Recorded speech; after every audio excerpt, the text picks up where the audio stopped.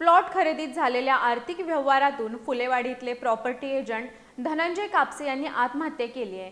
त्यांना वारंवार त्रास देऊन तसंच मारहाण करून त्यांना आत्महत्येला प्रवृत्त केल्याप्रकरणी एका महिलेसह दोघांना जुना राजवाडा पोलिसांनी अटक केली आहे।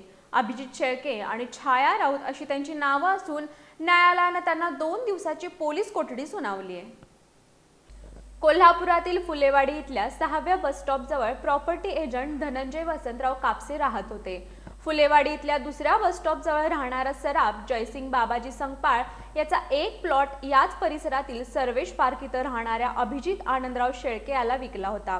मात्र बिगर शेतीची खोटी ऑर्डर जोडल्यानं हा व्यवहार पूर्ण झाला नव्हता। त्यामुळे या व्यवहारातील 30 लाख रुपये जयसिंग संगपाळ यांच्याकडून परत मिळवून देण्यासाठी अभिजित शेळके यानं धनंजय कापसे यांच्याकडे तगादा लावला होता। या आर्थिक व्यवहारातून अभिजित शेळके आणि जयसिंग संगपाळ या दोघांनीही धनंजय कापसे यांना वारंवार त्रास देऊन मारहाण केली होती। याबरोबरच फुलेवाडी रिंग रोड परिसरातील अयोध्या कॉलनीतील छाया सदाशिव राऊत हिनं धनंजय कापसे यांच्याकडून सुमारे 16 लाख रुपये उसने घेतले होते। मात्र वारंवार मागणी करूनही तिच्याकडून ही रक्कम परत मिळाली नाही। त्यामुळे या तिघांच्या मानसिक त्रासातून धनंजय कापसे यांनी विष घेऊन आत्महत्या केली होती। या प्रकरणी त्यांचा मुलगा शुभाय धनंजय कापसे यानं जुना राजवाडा पोलीस ठाण्यात फिर्याद दाखल केली होती। त्यानुसार धनंजय कापसे यांना आत्महत्येला प्रवृत्त केल्याप्रकरणी पोलिसांनी अभिजित शेळके आणि छाया राऊत या दोघांना अटक केली।